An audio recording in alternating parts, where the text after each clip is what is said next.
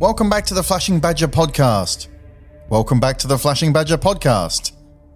Welcome back to the Flashing Badger podcast. My name is Gordon. I will be your GM for today. Do not adjust your sets. We are playing a game called Decagon, a module for the Mothership RPG. So far, it appears that our players are caught in some kind of time loop. Joining me, as always, is Fitz, Kane, and Mike. Cue the music. Flashing Badger, alright. Flashing Badger. Last time you joined us, the team had just arrived at a underwater research base where they'd been dispatched on assignment. The elevator had clunked to the bottom of the shaft, and the doors had slid open, leaving about a 1 meter aperture to climb out of. This had happened a couple of times. Mike, your character, Ronnie Catamaran, one of my favourite names ever. Tell us about her very briefly. Ronnie's just getting frustrated. Military background, but she doesn't have time for whatever this is going down here. Pay's horrible. She still doesn't know what her mission is. And now there's bending in reality. She's slowly starting to get stressed as well. What's the bonus situation on a time loop? Do you get paid for... Yeah! Imagine this By the goes hour? for seemingly months, and then it's my 8-hour shift. Yeah, and you still got 7 minutes and 50 seconds. And the ending is them asking if I'm right to do some unpaid OT at the end. I'm picturing the end of our shift being like without spoiling it, the end of Inception. Is this going to spoil the movie? It might spoil the movie. How was Bruce Inception? Willis a ghost? Yes. Yep. Yeah, famously. The bloke who's been in there, like the fifth layer down, he's like 85 years old. We get to the end of our 8-hour shift and we're just Withered husks. Yeah. Much like the people playing the game. And your character is Rex. Rex Coleman, who's a scientist and has come down for a bit of fun. Kind of like a FIFO worker, fly in, fly out, do some jobs, have some good time. But that idea of any fun has Plenty of fun to be had down here. Well, Rex isn't vibing with this. He was ready to party. He's got a patch on his arm that says "Work hard, party harder." He's even brought a bottle of whiskey with him, but all that is just not. What kind of whiskey? It's actually called snake whiskey. I didn't know they drank. It must be hard for them to get the cap off the bottle. Yeah, when you have a sip out of the bottle, it's got two fangs at the top. It makes it really hard to. Yeah, it was like a design that looks cooler, and it's just not practical at all. Yeah. Yep. You have to sort of pour it from a height. So Yeah, that's right. Yeah, otherwise you pierce your lips. Now, snake whiskey. It's whiskey with a little bit of snake venom in it, just like a really small amount, just to give you that little tingling of the lips. Why wouldn't you? Tingling of the lip and in the heart. Very, very close to fatal dose. Yeah. It just congeals your blood by 70% of the fatal threshold. That's right. Brilliant. Yeah. And no, I told you he likes to party hard. That's I can think of no harder partying than with a bottle of snake whiskey. to the brink of death. Is it snake whiskey? Oh, no. Good. That's so good. That's how you got to brand it, That I is think. so good. Yeah. Someone is going to listen to this. This will be their first episode. And between my opening and that joke, they will be gone forever. God. Terrible. But Fitz, tell us about your character, Indy. Well, Indy Flowers, who is a specialist diver, Teamster. As we left the last episode, the last thing she sort of didn't feel was a machine gun blowing her head to pieces as she lay on the floor, abandoned by her teammates. Well, I'll put you out of your misery now. You suddenly heave an intake of breath as the lift hits the bottom of the shaft and the doors open, leaving about a 1 meter aperture. Looking out of the room, you can see outside is well lit and it leads into a small grated floor, metal wall, panelled area. What are you going to do? Rex takes the bottle off out of his bag, pops the top, and just has a swig and just hands it across to Ronnie. Do you want some whiskey? Ronnie slid straight out of the lift, run straight to the door, grabbed the tool bag. Rex yells out, "Don't touch the panel!" Yeah, I go out after her, and I'm shooting. Oh, no, I don't want any whiskey, thanks. I'm having a great day. No, I don't want any of your feckin' whiskey, thanks. More offended by that than the fact that we ran off and left her before. Absolutely. So I go out and I say, "What are we doing?" You know that like stern whispering you start doing when things are just going so poorly? Like, just get the door open. We need to get moving. I need to get out of this place. Indy, before when you had your unfortunate accident, we found an escape pod. What do you guys think? We should just go for that? Indy does the systems checks, pats herself down. She remembers what has happened to her before and realizes that whatever is happening also stops her dying, at least for the time being. And this is a revelation to her. The others aren't really talking about it. Indy's feeling a bit abandoned and a bit not. She's gone through some trauma here, and these two seem pretty much happy to abandon all their teammates and all that. She's a bit innocent, Indy. She's a bit upset by this, but there's a resolve here now. This has strengthened her, if nothing else, because she realizes now that even if you make a mistake here, as painful as she remembers it being, it does reset. It's given her an element of bravery. Indy pulls herself up and waits patiently at the door for Rex to fix it up. Indy can take 2 stress. Imagine getting killed is fairly stressful. I imagine it would be too. Indy, do you feel the same? I do. I feel like when we first got down here, I don't feel any different. I remember it happening, and then I just woke up here. Did much else happen after I got killed and left to die by you guys? And Ronnie, you're struggling to understand her given that she's speaking fluent Japanese now. No, that's a joke. I'm just No. It reset when we were dragging you to safety. Yeah, we were doing. You're like, I remember everything. I remember everything. Ronnie got the defib. I was doing chest compressions, and then next minute we're in the lift. What's the plan here, guys? Let's not feck about with Ned any longer. That guy's coming and he kills us. He will kill us. We've got to get out of here. I want to know what's going on down here. I'm kind of angling towards the escape pod as well, but do we try and grab the others? There's people down here that we need to rescue. Ned told us there's 3 others. You start getting this door open. Yep. From deep within the facility, you hear a loud metal clang. When we hear this clang, can we tell? Obviously, it's in a shoe horse shape. Shoe horse? Shoe horse. If you hadn't have picked him on that, I wouldn't have even noticed. I would have like, yeah, it's a shoe horse. Shoe horse. Come on. little tiny miniature horses you strap to your feet and that run you around. Horseshoe shape. Is the bang come from one side? Like, can we hear if it comes from any particular part of the facility or not? Like the bang itself? No, you through that closed metal door, you can hear it's coming. It's sort of echoing down the hallway, but you can't tell exactly where. I've also taken note of the time when the shaft first opened. Yeah, it's 4:39 by your watch. Okay. Well, we're already behind where we were last time. Because before this door opens, we were already talking to Ned, right? Yeah, before the bang last time. We are going to keep resetting. We could try and just get some information, but we have a plan in place now that when we come back here, we go as fast as we can through this bit. Like speed running. So everything we do now before it resets is us just trying to work out where we are and what's around us. And then when we come back into this elevator, we slide straight out. And we start and we try and work out where that bang's coming from. Okay. Yeah, good. What do you think about that? Yep. I like it. I volunteer. I think when we get out of here, I'm going to turn right, run straight past Ned and see what's down the end of the corridor. And how about we don't freak out if one of us gets left behind? What would we...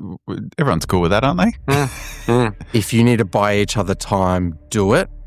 And use that time, if you're given it, to start getting information. And if we come back here, you bring someone up to speed. Done. What happened when you went in the... And we debrief. What happened when we went in the elevator pod? Did you have to do anything specific? You mean the launch escape pod? Yeah. The escape pod. If I ended up in there by myself... Yeah, nah, then it doesn't how work. How would I get it to needs work? 3 people to work. If you get in there, launch button in the center that you saw. But if you just hit that, it won't activate until the system's ready, and the system can't be ready until all of the capsule things, the harnesses are locked in. Right. So it can hold 8. And if you're in there on your own, you got to buckle up another 7 as if there were dummies in them. All right. I'm going to go right as soon as we get out of this. Now, Yep. And head do it. straight down the end of the hallway. Where are you guys going?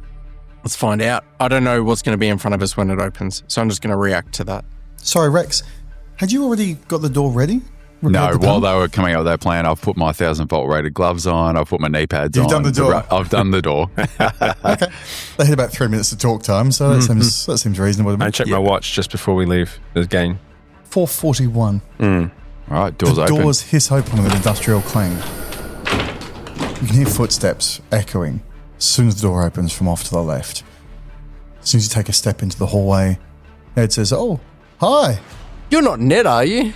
Oh, well, I am. Nice to, you must have been told about me. Very nice to meet you. I just bolt past both of them, Okay. almost shocking Ned as I brush past him, heading straight for the end of the corridor. So yeah, you come out and the hallway terminates in the door. You smack the panel, the button, the door hisses open. And when you look inside, you're confronted with this large glass dome. It's quite breathtaking. It covers the entire area. And you can see the lights casting shadows and see so much marine life moving around outside. It's stunning. And the rocky floor of the ocean continuing off in either direction. And there's this kind of catwalk that you're on that's a bit raised, that's got a ladder that goes down, only maybe a story or so, 12 or 15 feet. Down on the ground there, you can see a few items covered in sheets, like they've been put on pause, like they've been stored away for some degree of time. And there's things scattered around the ground level, but there's nothing on this actual catwalk you are, and it sort of just terminates in an ending. There's not much. I think I'm, having looked at that and seeing how good I'm climbing down that ladder and having a run around and just pulling sheets off, seeing what is in this aquarium. So you pull off the sheets, and there's a variety of, there's desks and benches and tables, and there's the little spinny things that they use to separate stuff into testing, and there's kind of the machine that goes bing and all those whiz-banger machines that you sort of don't really know much of what they do. You recognise them, but only in passing. You don't know what their actual purpose is. One machine you pull the sheet off has got black and yellow, like caution tape wrapped around it. It's got a note stapled to the caution tape right in front of the opening. And the thing's about 8 or 10 feet tall, and there's a big curved hose coming out the top that feeds back somewhere else in the machine, and there are wires and cables everywhere. There's a small screen on the side with a keyboard beneath it. The sign that's stapled to the tape says, "Not for human use, organic matter teleporter." And you see there's a little blinking status light on the panel that, like, it looks to you like it's powered. Now, when it says an organic matter teleporter, I do have a bit of a chemistry skill. Chemistry, famously the study of organic matter. Well, that's... And teleportation. I'm looking around and seeing, is there any organic matter that can be seen within this machine? Like residual in this machine? No, there's a big door on the front. Right. Oh, okay, yep. Looks a little bit like that the pod from The Fly. Oh, yeah. Yeah, a bit like that, but in a non-copyright infringing way. The moth. It's him. I do open the door and have a look inside. In the door, and there's nothing in there. There seems to be. It looks like the bottom's got one of those light up bits, like a Star Trek transporter, and the walls are smooth and bare, and there's just a little tiny screen on the wall. Yeah. At the moment, it's blank. It's like a little time display. It's blank. Okay. I take note of that, and having had a look around, I start to make my way back to this. I'll cut to you guys outside. Indy's just run off past you, and Ned's saying, "Oh, hi. You must have heard about me." I love that idea that I'm focused. I'm trying to keep Ned calm. I don't want him to panic, but I'm so focused down the hall, and I'm doing that beady eye glare as if a man with machine gun hands is going to come around at any second and start blasting. But I'm like, "Hello, Ned. How's things?"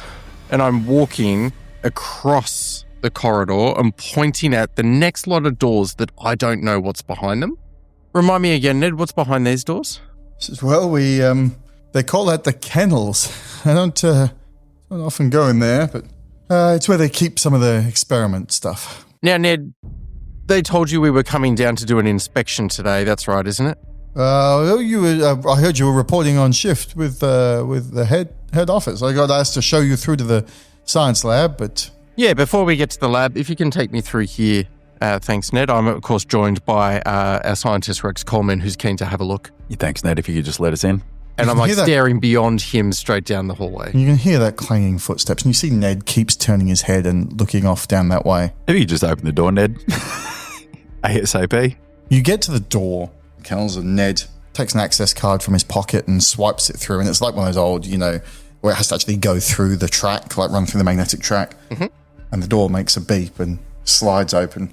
You'll step inside and the door hisses shut behind you as the footsteps are getting louder and louder.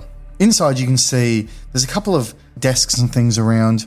There's a large cage, like man-sized. This thing's 7 or 8 feet tall and it's probably 5 feet square.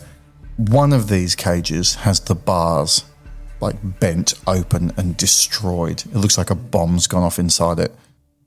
The other cage contains a naked man with machine guns on his wrists and a metal collar around his neck that's got some blinking lights.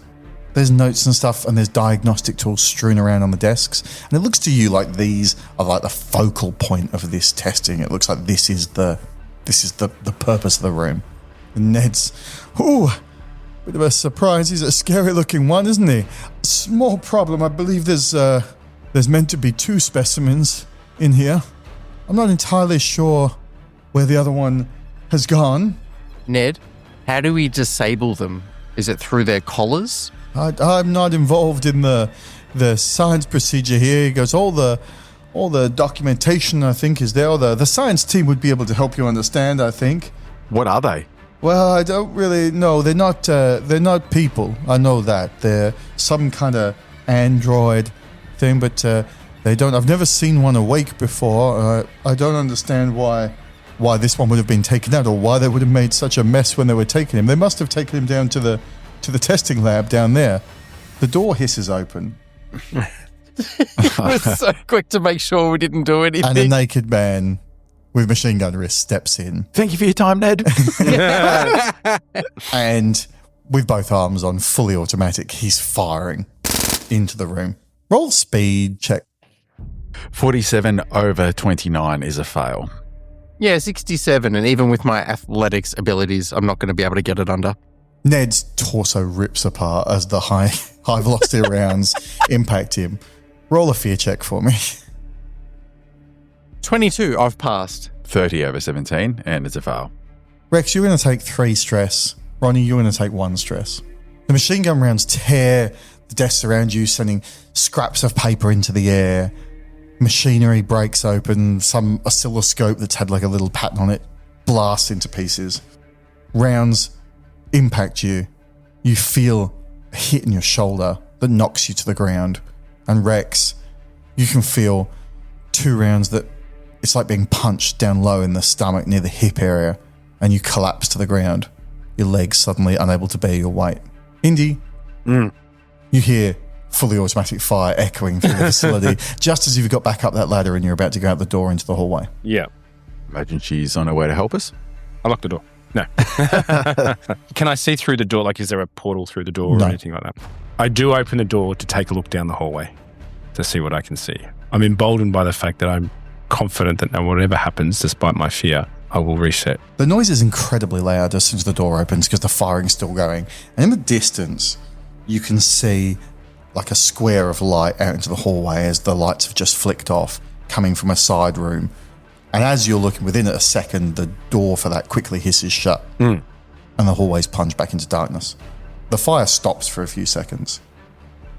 Ronnie and Rex, you're both wounded. Rex, you've dropped to the ground. Ronnie, your shoulder is aching now and you can feel this warm wetness pouring down your sleeve. There's a desk between you and whatever stepped in the room.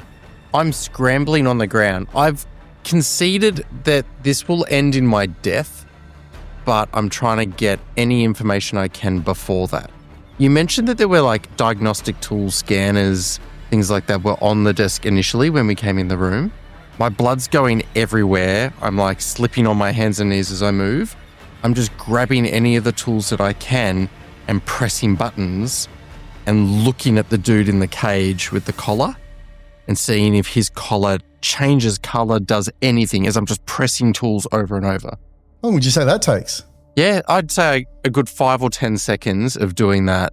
You press a button on one, like, it looks like an old Palm Pilot style device. It's pretty nondescript, and you press the button as you're looking at the cage. Just at the moment, a round impacts you behind your left ear. Hurts, don't it? Rex, while Ronnie's frantically scrabbling through all this stuff that's fallen on the floor, what have you been doing? I know my days are numbered, my minutes are numbered. I've been shot twice in the lower back. Can't really move. I'm just dragging myself to safety. My survival instincts have kicked in. Mm-hmm. I'm just trying to pull myself behind one of the desks. Yes, you've dragged yourself into the sort of the slightly darker corner of the room near the cage that has a being in it, and you realise there's no other way out of this room. And you see the thing step around the desk and fire 2 rounds down towards the ground. You can't see Ronnie, but you hear the noise of a body slumping to the ground. The thing's head slowly points up towards you, and it starts stepping, following the bright, bold red trail of blood on the floor. 3 steps across the floor, and it's covered the distance towards you. You look up. Its face tilts down. Its blank eyes look at you as it raises the gun barrel. Roll a panic check for me. 16 over 11. Take 2 stress. All of a sudden, you're met with nothing. It's not black. It's just absent. There's no light to walk towards. Death is a lot like life prior to being born. Exactly. Indy, you hear a pair of shots and then another pair a few seconds later. That hallway's open.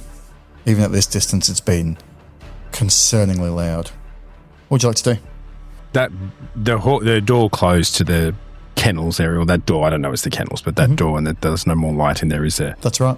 I sprint down the hallway, back almost trying to go past where that door was, and getting as far as I can down that way. You make your way past the door, your feet making this. To your ears, it's this impossibly loud clanging on the floor. Make your way into the horseshoe. You pass the kennel door. There's another door on your right with a sign that says particle accelerator. I'm still running. You keep running. You get further around the horseshoe bend. You come to a door that says 4D printer on your right. And just from around the conclusion of the sort of horseshoe there, you can see the corridor begins to straighten out, and there's light streaming towards you from that direction. I still at pace, but maybe slowing down a little bit. Head towards that light. The catwalk you're on, the tunnel sort of rounds out. So instead of being floor, what you're on becomes a catwalk with a rounded tunnel around it, running above and below. So you can see it extends below the catwalk. Just in the movement of light in front of you, you can see glistening dots of laser light crisscrossing at random angles, hundreds of them, across the catwalk. Some of them centimetres off the entrance, some of them almost up to the ceiling, in all angles and all directions. You estimate there wouldn't be a hole much bigger than, a foot square in that whole grid of laser light. There's a little control panel mounted on an arm sitting before it. You're too far away to make out the details. On the far end of that laser light show, there's a set of double doors that lead straight forward. And you can see arcing off to the right, there's a smaller single door, like the other doors throughout the facility have been. I call out. What do you say? Hello, help! Is there anyone there?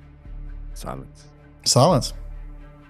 These are laser lights from my experience. Do they look like they are sort of light more than, like something that you might trip an alarm with, or is it more like something that might burn you? You don't know, but as you watch, they all shift.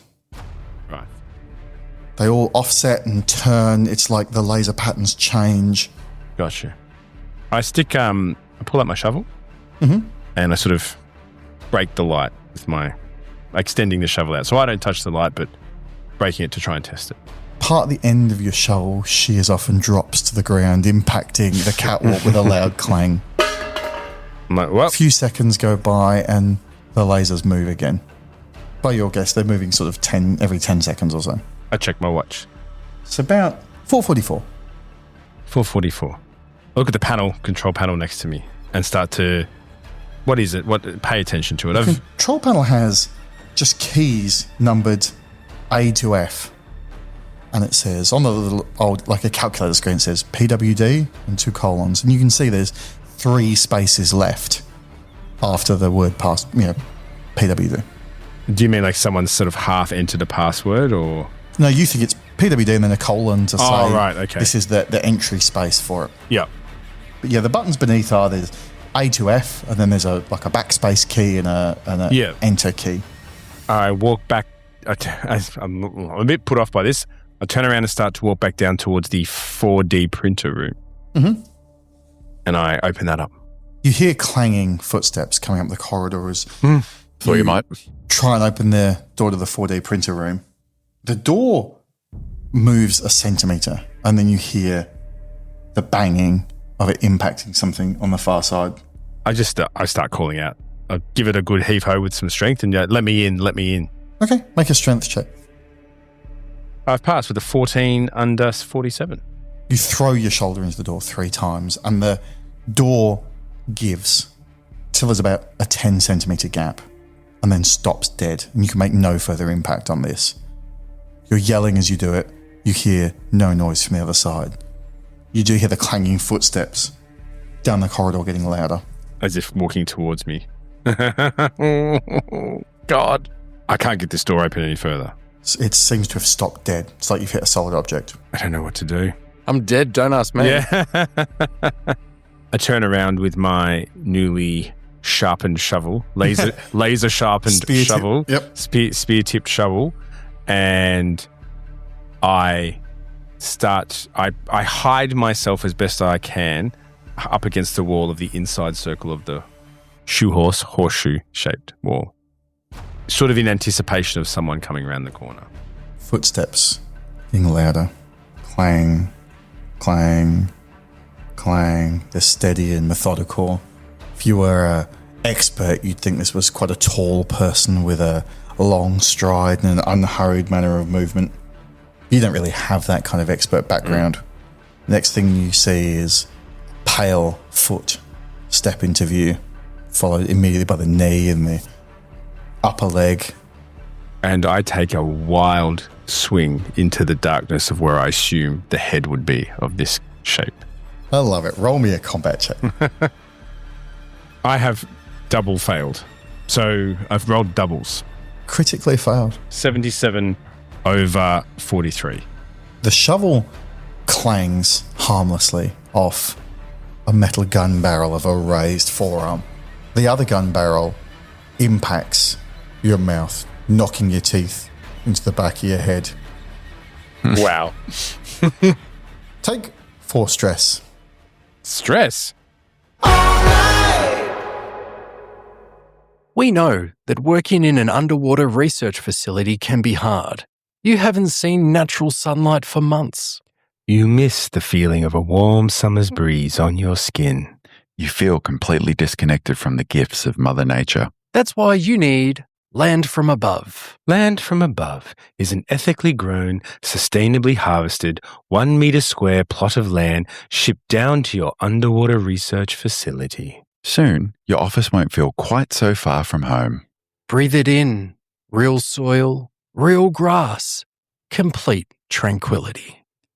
Researchers agree that regular exposure to nature can improve mood, reduce stress, and increase well-being. Let's hear from one of our satisfied customers. I bought Land from Above 4 weeks ago, and I spend 5 minutes before every shift standing on my 1 square metre of grass. Has it helped? Well, if I'm being honest, I have to say that this is still recording, yeah? Please, for the love of God, don't waste your money on this god-awful product. It's a scam. Our grass is fake. I'm being held against my will. Someone tell my wife. They won't let me out of here. They've wake so many of us. Oh, wake up! All right. Flashing Badger. The elevator hits the bottom of the shaft, leaving about a 1 metre aperture. You come back, Indy involuntarily screaming as the elevator opens. I do the hand on your shoulder straight away. Indy, you're okay. Under. And I slide straight under the lift. And I scream, back down. stop. Stop. Do you listen or are you still going? No, I'm still going. Come with me. I'm straight out after Ronnie. I'm like, we can talk and move at the same time. And while they're about to talk, I start working on the panel. Stop. Just stop. I start screaming at you guys, stop. What happens if we just wait? We don't know. Imagine Machine Gun Man keeps killing us. We went into the kennels. They're testing on whatever these are. There's at least 2 of them and 1 has escaped. But there's a whole bunch. They've got these like electronic collars that we could probably disable. What did you see in the aquarium? Rex, what are you doing as this talking is happening? I'm undoing my tool or getting the tools ready that were there, and I'm working on the door panel, and I'm saying, don't forget, Ned had an access card on him because I saw that he swiped that and he used it to swipe into the kennels. And I'm mainly focused on opening the door, but that's just, I'm info dumping. And really all I've got is Ned had an access card on him. Okay. A few more seconds before the door open. Is that the end of the conversation, or are you still going? What I'd like to make a plan is that time it perfectly. This is going to take timing. And we still don't know exactly how many minutes we've got. It appears to be approximately 5. From what I've been looking at on my clock, it appears to be approximately 5. We need a plan. I think we're all going to need to do different things at different times to get through this. The door hisses open. You step into the hallway and I push kick Ned and steal his pass card. Hi, you've heard of me? Ned, I have. I believe you've been expecting us. Yeah, you must be the new people coming. Hello, my name's Ned. Very nice to meet you. And he walks over with his hand extended towards you, Ronnie. I shake his hand and I go, Ned, I believe you have an access card in that pocket. I was told you were going to be able to hand it to us. We've got to conduct a really quick inspection. What? Inspection? Yeah, we're heading through to the lab to meet the team, but they've asked me to grab your card off you. Oh, the card's not going to help you get to the lab. That's, And that was my next question, is how do you get through to the lab? Well, what? You have to go through the security checkpoint? I'm walking Ned towards the kennel. Yep. As we're talking. How do we get through the security checkpoint, Ned? Well, it requires one of the high security passwords, but I don't have one of those. Not sure who does. I think only the science team does. Where are they? Where are the science team, Ned? Ned, where are the science team? Everyone else seems very calm. I'm panicked. They're in the lab. They're where they are. I'll take you down. It's okay. There's no need to be too worried. Can we call them from here? No. There's no telecommunications in the base. It's quite small. We tend to just talk to each other. And at this stage, you've already got to the door of the kennel, and the door has been swiped by Ned and slid open. His access card, is that on a lanyard? Is it tied to him? Yeah, is it around his little neck? retractable lanyards that's clipped to the inside his pocket. I'd like to do the reach straight for his pocket and unclip the little metal clasp that's on his belt loop or whatever that's holding the tag. Are you doing that surreptitiously? No, it's just a swift movement with the intent of overtly taking the tag off him. Without hurting him or anything, but it's like a nice sly motion. People say, hey, excuse me, that's, I think you'll find that's mine. That's for the head maintenance. That's, you'll get your own access credentials. You just leave that with me. And he sort of reaches for it back. I have it? Mm-hmm. Okay. Ned, I'm aware of the testing that's going on down here, especially in the kennel. We're here to help you today, and we're going through to the lab in a minute, but I was told to grab this card off you and that you'll assist us. Come on in with me. And I'm walking into the kennel. So, well, you went about it in quite a rude way. Next time you can just ask me nicely, please. We don't want to get off on the wrong foot here. And Ned, what can I say to you next time if this was to happen again, to get the card off you nicely? What's something that no one knows about you, Ned? What? What's something you've never told anyone? Well, I don't think I'll tell you that. That's worth a shot. Didn't he start Ned, to explain to us Yeah, his tell wife us about and kids? your grandchildren, Ned. What are their names? Your grandchildren. Oh, I'm so pleased. And he takes his wallet from his pocket and he slowly unfolds it. You're still standing in the mouth of the kennel when you hear a clang from down the hall. Ned, what are your kids' names? Grandkids' names? Grandkids, well, let's see. There's Louise, who's the eldest. She must be 12 now. And there's Reginald, who's the second one. We call him Reggie. The next one is from the other side. That's Pepsi. GM's running out. And Vermilion is the last one. Yeah, Vermilion? they're living in one of those corpo communes. They got sponsored for the first one. They paid for all their childcare. That's nice. But Pepsi's a little unusual. But every time we bring him up, we think about what a refreshing taste it is. So good. I like in-game mode, but that's so good. He's not as good as my other grandson, Coke, but we still like him. Well, Pepsi's far more popular on the Asian continent. His brother's not nearly as popular there. What's Pepsi's favorite animal? Oh, Pepsi, he loves dinosaurs, and you know his favorite kind of dinosaur? It's a pterodactyl. Oh, Ned, Ned, I don't know how to tell you this. We have some bad news for you, Ned. While Ned's been giving us this information, Where have you been? You were in the mouth of the kennel when you started talking, when you heard that almighty clang. Yeah. Ned was sort of remaining in the mouth of the doorway, and I wasn't going to pull him in because he's already upset that I laid hands to grab the access card. So what I would like to have done is that I've committed in a few more steps, and I'm starting to grab those tools again while he's telling his story of his grandkids, and I'm testing tools. So where Ned's standing is keeping the door open. Grab him by the lapels and just pull him in. I'm doing the It's for his peer own good. over his shoulder. Yeah. Are all three of you in the room? Yes, I've gone into the room and I'm starting to study. Indy, you'd be pretty shocked by seeing this naked man in a I think I've cage. seen this naked man, not only seen it before, but seen it kill me before. I think I'm pretty used to it. You should roll It's like- panic dice. I think I've seen it before. I think seeing him suddenly here is probably going to be quite confronting for you. But they told me he was going to be here. 3, which is under stress. You're very jumpy. You take 3 stress. This is And bad. you You are- needed to roll over. So jumpy. Oh, was it? Oh, I thought I had to roll under. Okay. You're so jumpy and you're so terrified of everything that you're making the others nervous. They can each take 1 stress. I'm now at 14. And the fact that we're rolling a d20 tells me there's not too much room to play. Well, while we're in there, and Ronnie's looking at, speaking to Ned, I'm just looking at the devices on the table and the bits of equipment. And that's sort of aligned with my background in engineering. And I'm just trying to establish what these devices do. And I'm sort of talking to you. I'm asking you, what is this thing in the cage? What is this gun hands thing? Has No anyone idea. pulled Ned into the room, or was that just a conversation that happened and nothing actually happened about it? I was deepest in the room and Ned was still in the doorway. Did either of you pull him in? We're already in the room, so you're Yeah. behind us. So Ned's still in the doorway and he's still rabbiting about Pepsi and how he's almost his favourite, but he really likes Vermilion. He thinks she's growing up lovely, even though she's only just started to walk. And he starts showing you some little, he says, well, I think I've got something here. And he pulls out and he's got this little, it's like a bulky frame, like an old Kodak slide. But there's a little button on the bottom that plays just a few seconds of video on this, monochrome, terrible quality screen. He says, do you like this? They just sent me this. This is new from Kodak Sphere. It's, it's very good. I can carry them with me wherever I go. You can hear a clanging in the hallway. Just pull him in, man. You're frantically looking through the devices and you're piling them all up.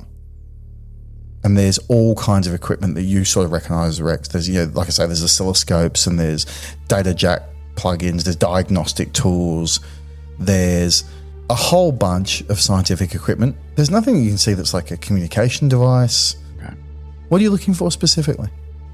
I'm drawn to the collar around this thing's neck, and I'm wondering whether there's something here that can power them on, power them off, basically. Because there's been mention as well that they're androids. I think Yeah. it was Ned said they're testing on some sort of android.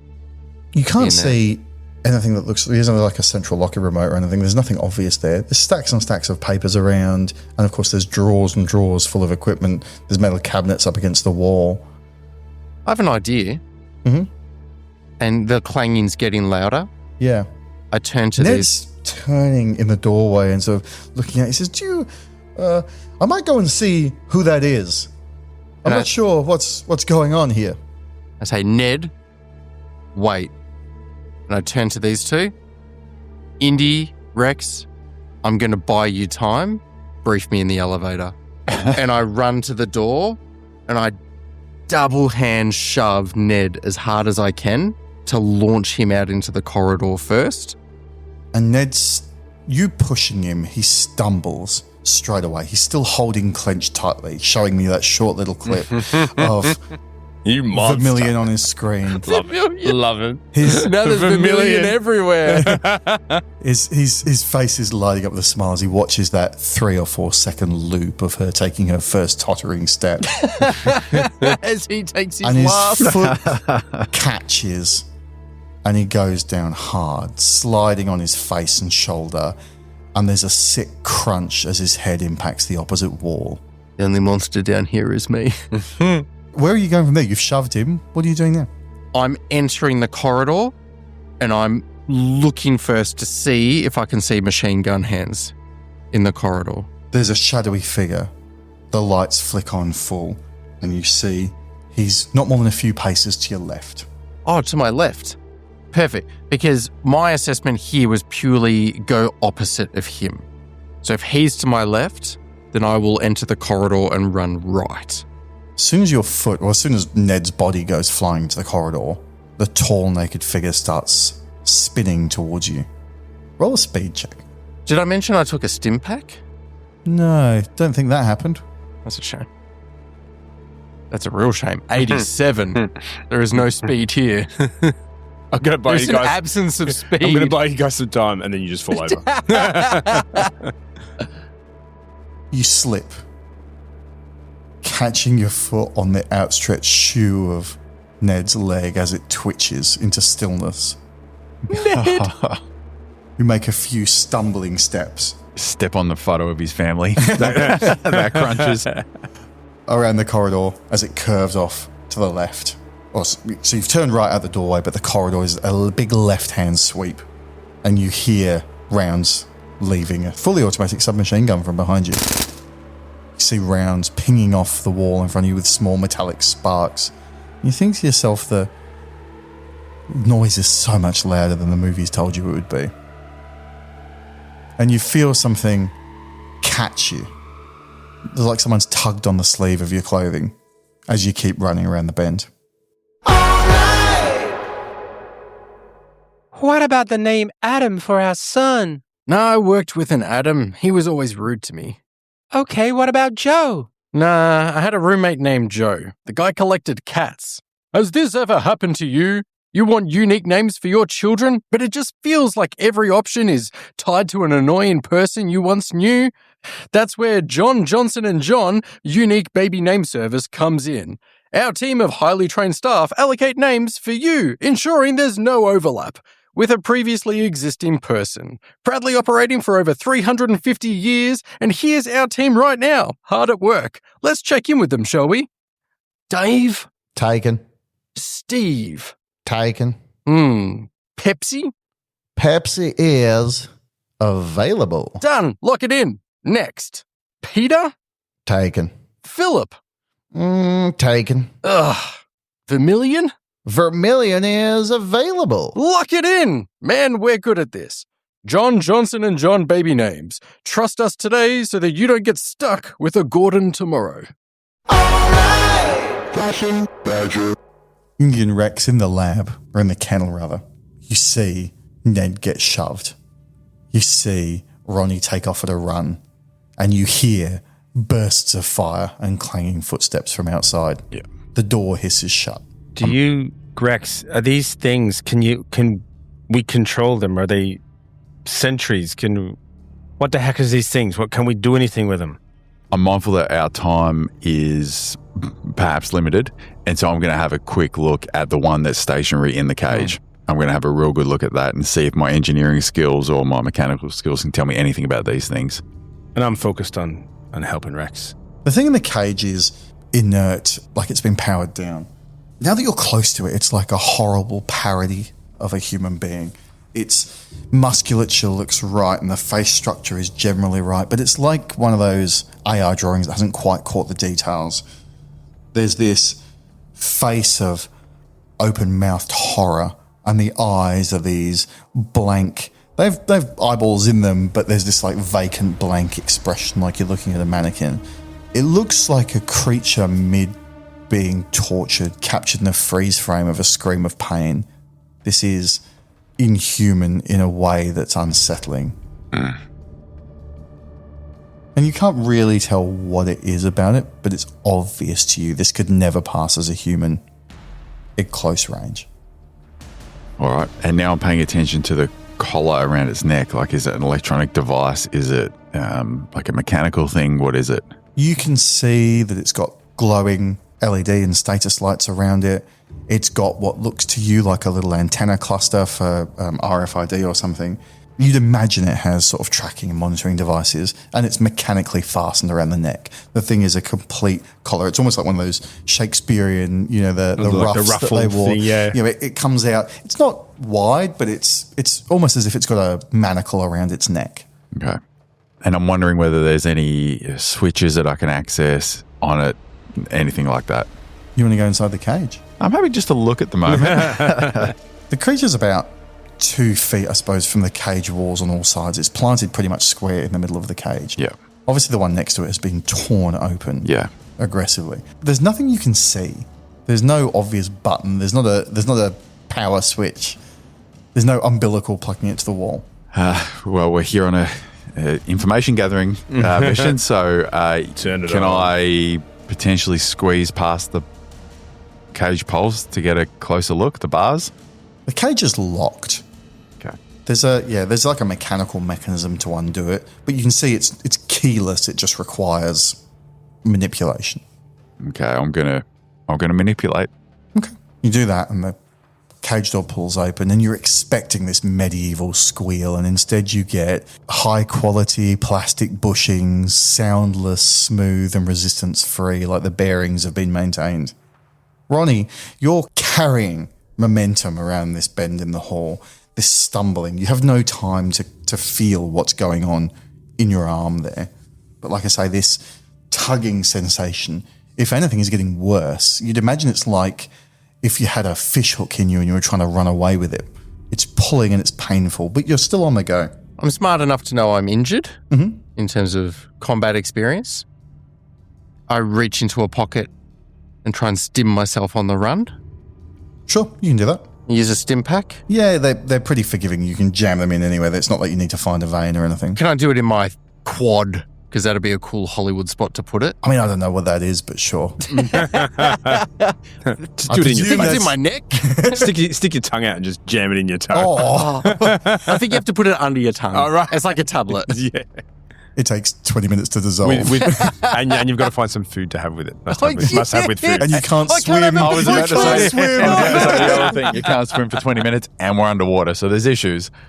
Now, Oh, yeah, you just jam it, and it does the classic, like, sci-fi as Yeah. it injects.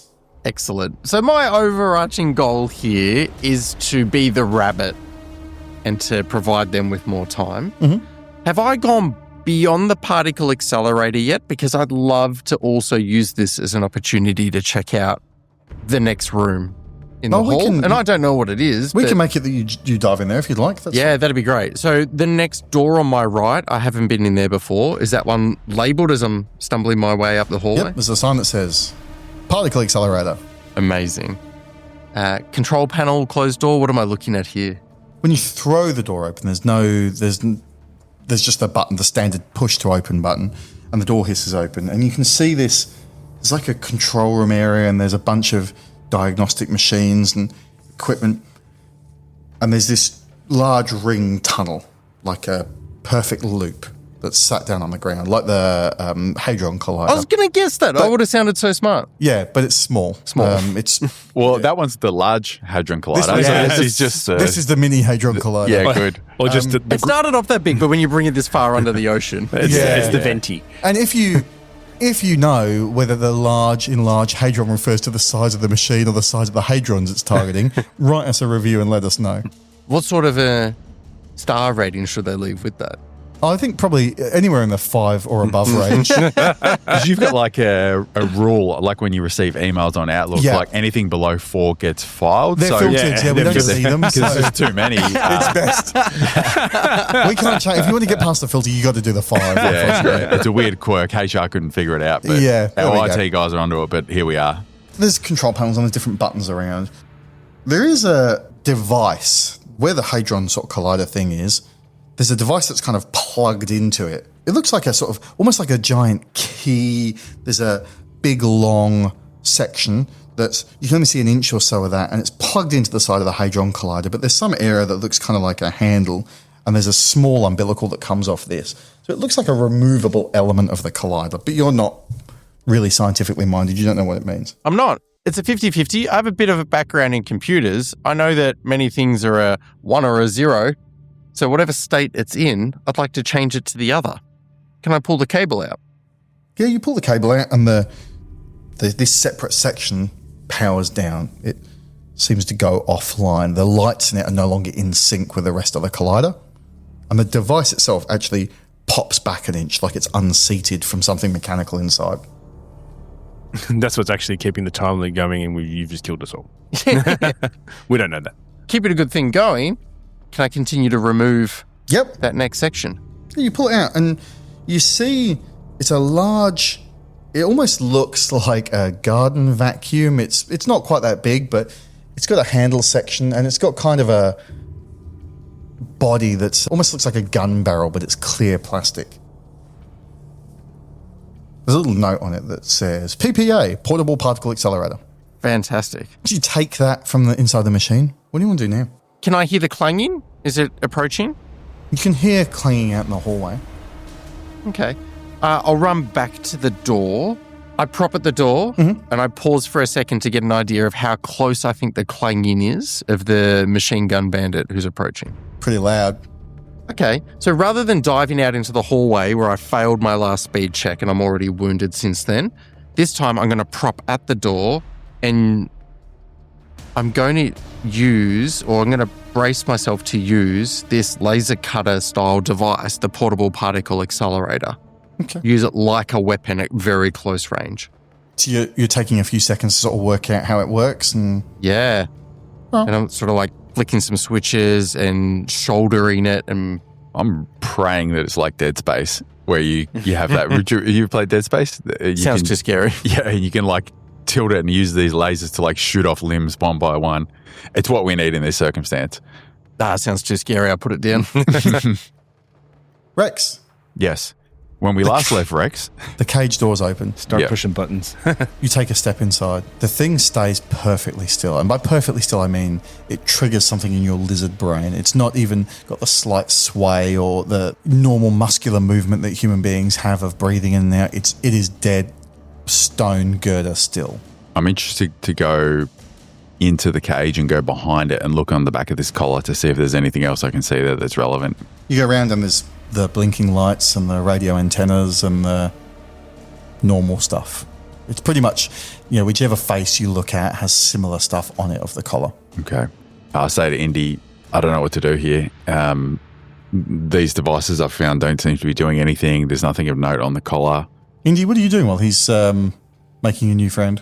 I'm sort of chatting to him as he goes along. Can you get it to work? Can it help us? Can you get it to go and stop that other one? Is it going to kill us? I'm bombarding you with sort of questions. And I'm starting to pick up the devices that he's already picked up and I'm just pushing buttons. Yeah. I'm just starting to push buttons and click on things and haphazard. You're pushing piles of papers out the way and picking up devices, and you push a button and one, the oscilloscope turns on, another one, the device in the corner, a test tone comes out, and they all seem that they're all something, but nothing makes any impact on the thing in the pit. Can I do anything with the arms, with the submachine guns? Do they come off at all? You can see the ragged entry wounds where it's grafted into its skin. Yeah. And these little stumpy magazines stick out of its forearms where it looks like it's been a bio interface that's been set up. A last ditch effort, I'm going to run my hands across the top of the collar and just feel for any switches or anything. You can feel like what you would think is an electromechanical kind of latch that's keeping the collar connected, so it's clear that it hinges open. Where it meets, you can feel there's some kind of like electromechanical latch or something, but it's very solid, it's very firm. It feels like it's been welded together. Your fingers can make no purchase or no impact on it at all. I can think of nothing else to do in this cage, so I'll walk back out and say to Indy, do you think we go out and try and catch up with Ronnie?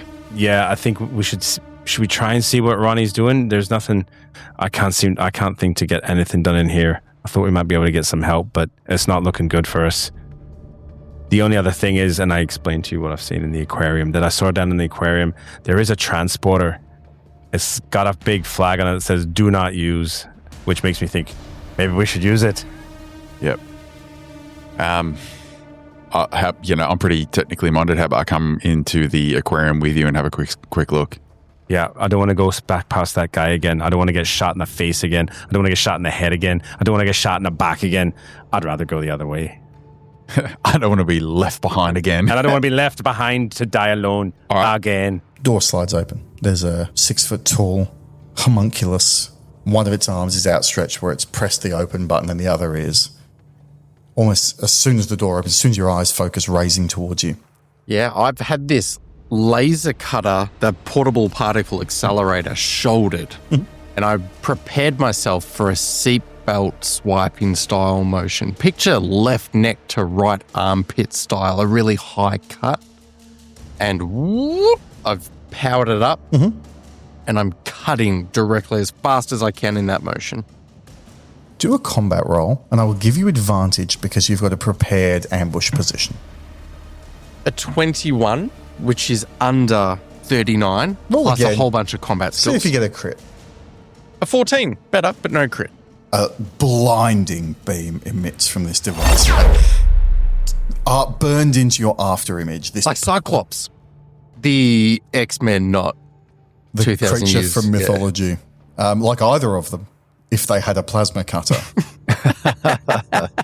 It shears into the torso of this creature and takes a massive gouge from its torso. An arm falls to the ground with a massive clang, and the creature falls to its knees, the scream on its mouth becoming audible now. This high-pitched, damaging, sobbing, heaving scream as it falls to its knees in the doorway. The device in your hand makes a pathetic little meep boop. Like a real battery empty. Yeah. And smoke pouring out of it. The battery pack actually spits out, and it spits out like one of those little old digital camera batteries, like a puh, just goes clong onto the corner of the room. The smell. The device is dead, and the stench of burning plasma. It smells like someone microwaved a cat. Oh. Can confirm that it's terrible. I don't like when we play these games. Then, Kane, you've been warned about that. Remind me to never to get you to look after my pets. This is a rental. Creature falls to the floor. The creature dead, otherwise It's still screaming.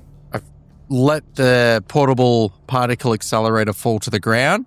I'm drawing my combat knife and I'm jamming it through the neck of this creature. Okay. The neck is where they keep the CPU in androids, right?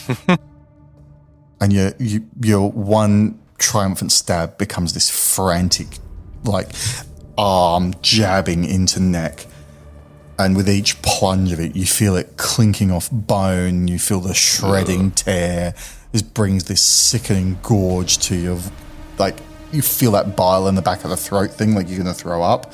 And the screaming just continues until abruptly you obviously puncture a windpipe or something, and it becomes this gurgling hiss of a balloon slowly deflating.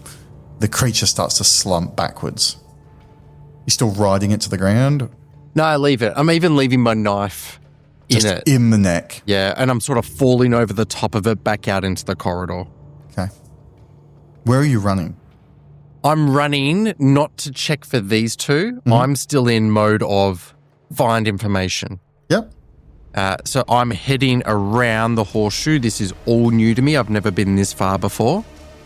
And I'm looking for doors and signs again.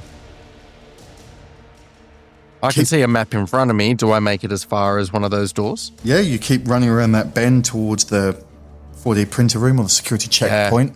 The 4D printer room. This is that frustrating moment for the audience where they know the answer and I don't. Yes. And I try and push on the door. Do it. Right. We're going to cut away from you.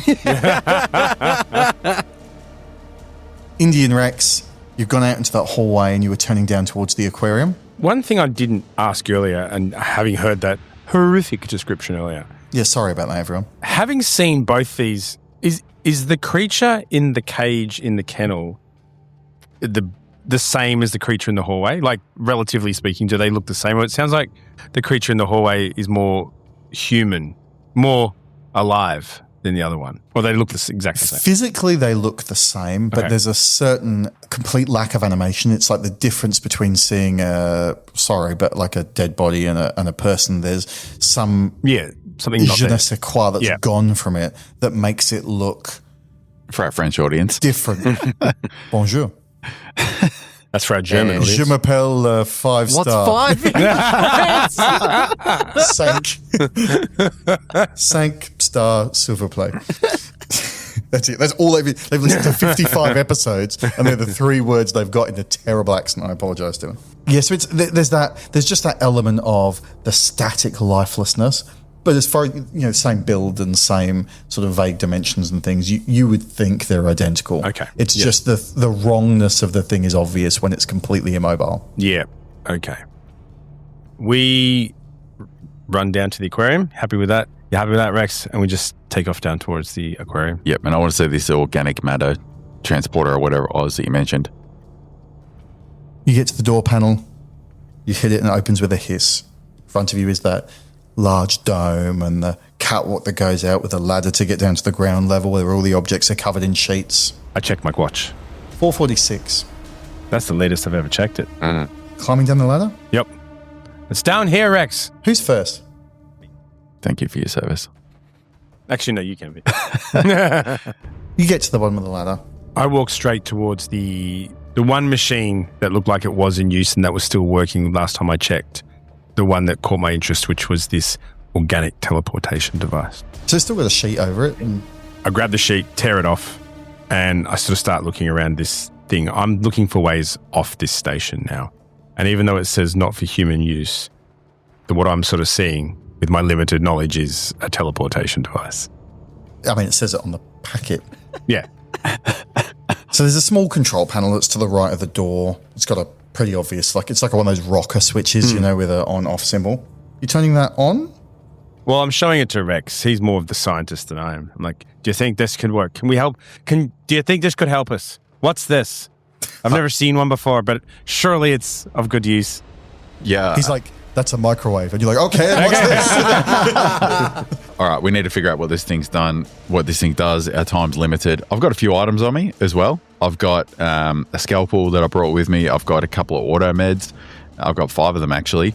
I got my snake whiskey, which I don't want to sacrifice, but I'm just putting it in there. So I'm going to get my bottle of whiskey and just sit it in there and The say, lift hits the bottom of the shaft with a clang as the doors slide open. well played. And the doors slide open onto the credits for this episode. Featuring me, Gordon, as your GM. Thank you very much for being here. With me, as the lovely Indy was. Fitz. As the perturbed Rex was. Kane. And as the raw, moderately courageous, I think, Ronnie was. And all violent was Mike. Yeah, sorry about the horrific violence this episode. We'll make this one PG, I think. Really? We will catch you guys next time. Thanks very much for listening. We'll see you for episode 3 of Mothership next week.